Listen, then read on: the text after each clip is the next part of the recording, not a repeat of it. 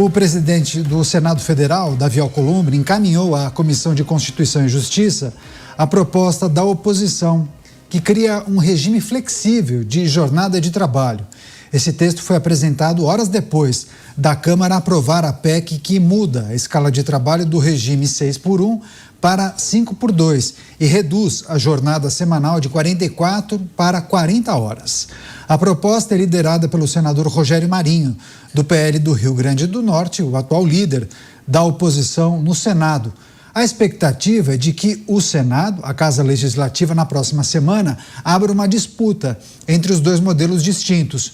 O defendido pelo governo com a redução da jornada e o fim da escala 6x1 e essa proposta da oposição, que é baseada em acordos flexíveis de horas trabalhadas. Enfim, muitas expectativas para os próximos passos.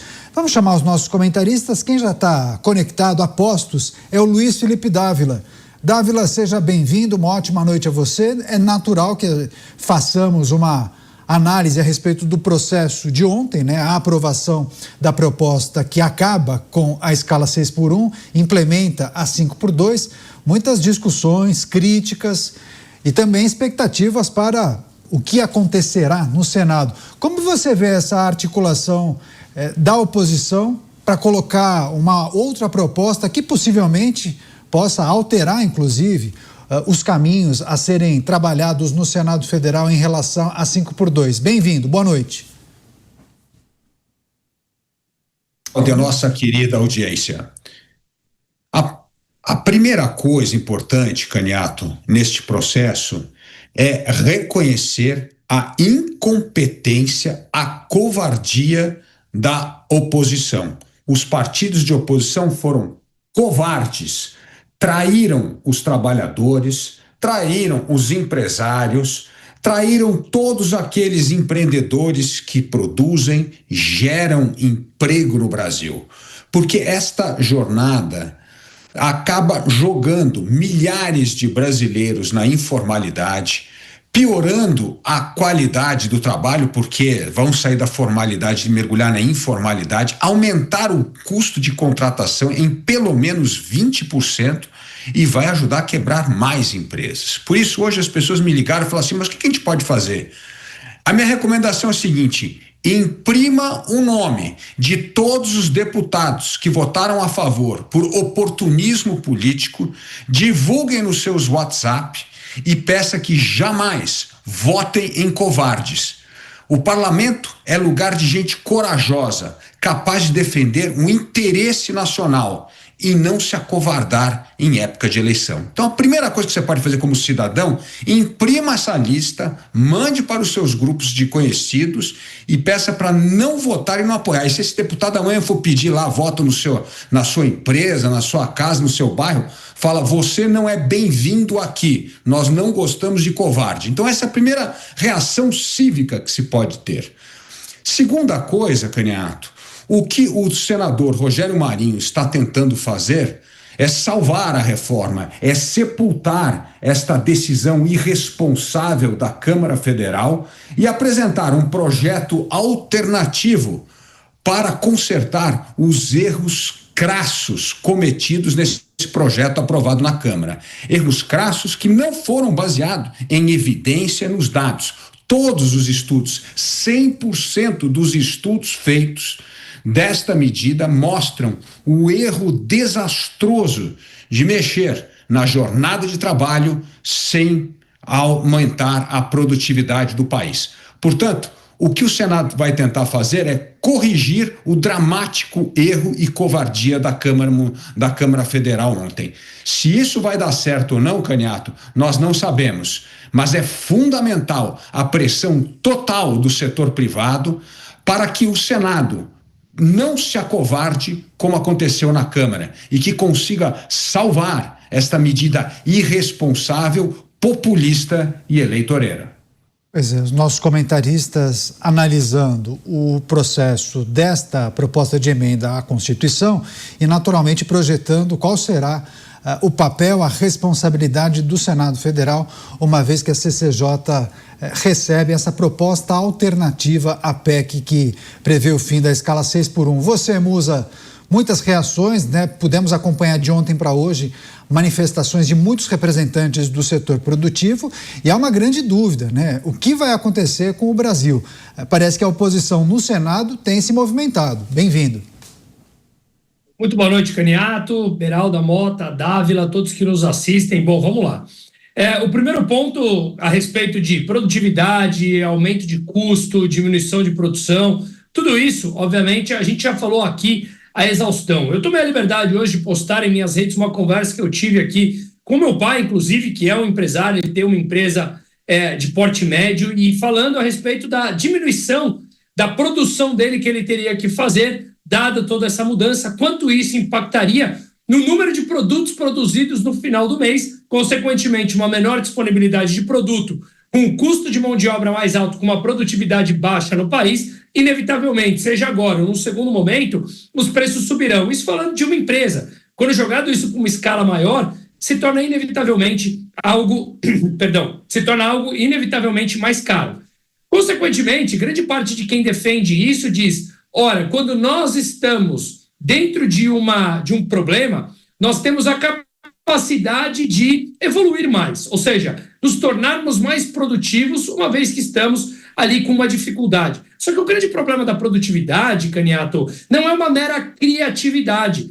A produtividade, ela envolve educação, conhecimento em tecnologia, ou seja, algo que você não consegue do dia para a noite. Você precisa de um processo ao longo dos anos. E no Brasil, onde, segundo o IBGE, 30% da população é analfabeto funcional, ou seja, que não consegue interpretar 2 linhas num texto, segundo a definição do próprio IBGE, isso se torna altamente crítico. Então, eu acho que esse é um problema importante. Agora, se conseguirem aprovar algo na flexibilização, é algo que precisa ser enaltecido, sim. De novo, o caminho, ele é a flexibilização do mercado de trabalho. Esse é um ganha-ganha para todos. Pois é, a gente tem visto tantas discussões, né, nos programas jornalísticos a respeito de qual caminho o Congresso poderia ter tomado, avaliar quais são as dificuldades, avançar nessa proposta. Mota, faltou discussão, né? Muitos falam, aprovaram sem fazer nenhum tipo de estudo, algum estudo aprofundado, porque os setores, muitos dizem que essa proposta inviabiliza parte da operação. Queria que você também discorresse a respeito da aprovação de ontem, mas olhando para os próximos passos, né? Para a responsabilidade do Senado Federal agora. Caniato, faltou consciência, faltou responsabilidade, faltou preparo e muita gente diz que faltou vergonha na cara, porque foi um projeto votado com o único objetivo de conseguir votos na próxima eleição. Boa noite a você, boa noite aos meus colegas de bancada, boa noite à nossa audiência. Esse projeto que está sendo proposto no Senado pelo senador Rogério Marinho é uma excelente resposta ao absurdo que foi aprovado na Câmara. O chamado projeto do fim da escala 6x1 é uma enganação. É um projeto populista que aumenta a intromissão do Estado na vida privada, que é a última coisa que a gente precisa. O trabalhador deve ter a liberdade de negociar direto com o empregador como e quando quer trabalhar. Então, parabéns aos 22 deputados que tiveram a coragem de votar contra esse projeto absurdo e honraram os seus mandatos e os votos que receberam. Pois é, só lembrando, daqui a pouco Cristiano Beraldo se junta ao time de Os Pingos nos Is, fará também suas análises, reflexões e apontamentos a respeito da aprovação de ontem. Deixa eu só voltar com o Dávila, porque, Dávila, você fez uma provocação e um alerta à população e aos eleitores em relação àqueles parlamentares que votaram favoravelmente a essa proposta de emenda à Constituição. Eu queria que você discorresse a respeito da classe política mesmo, porque quando a gente fala de freios, contrapesos, é preciso ter oposição que trabalhe para defender os interesses da população, mas o que se viu, na verdade, foi talvez um grupo que ficou amedrontado com a possibilidade de ser rejeitado na urna, no processo eleitoral, e por conta disso cederam aos argumentos da base governista? Foi isso que aconteceu? Foi isso que aconteceu, Caniato, e por isso este é um ótimo exemplo para você exercer a sua cidadania. A cidadania se exerce com o voto consciente. E o voto consciente começa rechaçando apoiar qualquer parlamentar que é oportunista, fisiologista e que só pensa na sua eleição e que com medidas covardes ele vai conseguir se reeleger. Mostre com o seu voto que ele não vai se reeleger exatamente por ser fisiologista e covarde. É isto que o voto tem um poder exatamente de expurgar essas pessoas do parlamento. E não subestime a sua capacidade de fazer uma lista desses parlamentares, percorrer entre todos os teus amigos nos grupos de rede social, WhatsApp, o canal que vocês quiserem, porque isso tem um efeito incrível. Você já começa a colocar ali quem é que você não vai votar.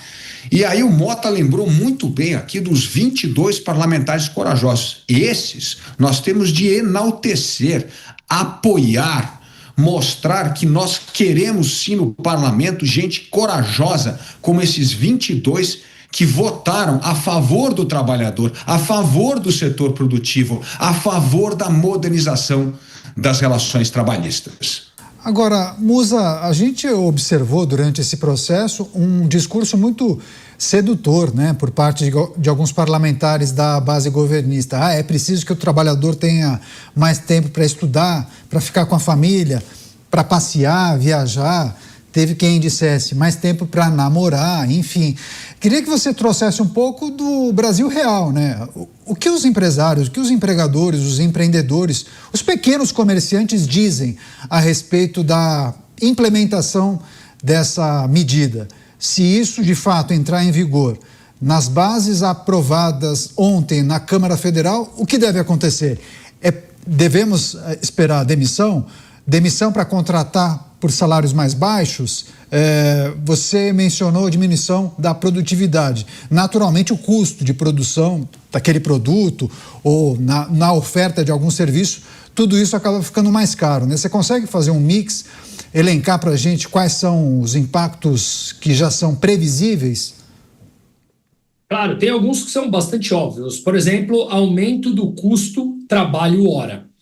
Quando você pega a necessidade de um aumento de produção e você precisa, por exemplo, de horas extras, só que as horas extras não podem ser impostas, elas têm que ser opcionais, e grande parte das pessoas não querem, isso foi relatado na conversa que eu documentei hoje nas minhas redes sociais, você deixa de produzir. Se você não pode obrigar, obviamente, horas extras, tem que ser opcional. Só que uma boa parte das pessoas não querem essa opcionalidade, significa que a tua produção é menor. Ao ter uma produção menor, você tem uma menor oferta de produto. Só que o custo da mão de obra subiu. Uma oferta menor de produtos com o custo de mão de obra mais alto, não precisa ser nenhum bom entendedor de economia ou de matemática para entender que o preço sobe.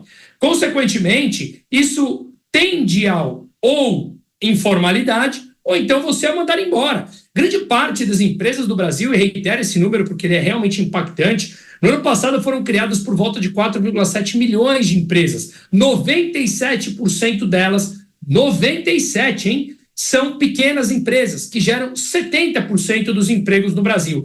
Essas empresas não têm capacidade, ou melhor, caixa, me digo aqui capacidade financeira, de sobreviver a um custo tão elevado da hora do trabalho sem um incremento de produtividade, que não dá para ter do dia para a noite, pelos motivos citados na minha primeira colocação. Isso significa que você tem uma produção menor, consequentemente você passa a ter depois o aumento dos custos. E ainda, para piorar, na conjuntura macro total, Caniato, nós temos hoje que o crédito, ele move algo como 65% do PIB, serviços, né, que representa 65% do PIB, e grande parte dele depende de crédito. A inadimplência não para de subir por tudo que a gente vem falando. Então, quando você mete um combo desse e mistura tudo, é uma sopa de Brasil. Custo mais alto, incentiva a informalidade. Quando você joga para a informalidade, você corre o risco de uma ação trabalhista que a empresa não tem condição de arcar com essas custas, seja ela do advogado, seja ela depois de perder a causa, porque grande parte perde, mesmo com um monte de coisa que não é verdade dita por muitos daqueles que dizem que trabalham domingo à noite ou trabalharam 24 horas, enfim. Não estou dizendo que isso não existe, estou dizendo que boa parte ali tem inflado esses problemas. Então, o que você leva? Informalidade ou empresas assumindo risco, e você, para assumir risco, você repassa isso no custo. Então, acho que esse é o combo da situação em que ela é realmente dramática.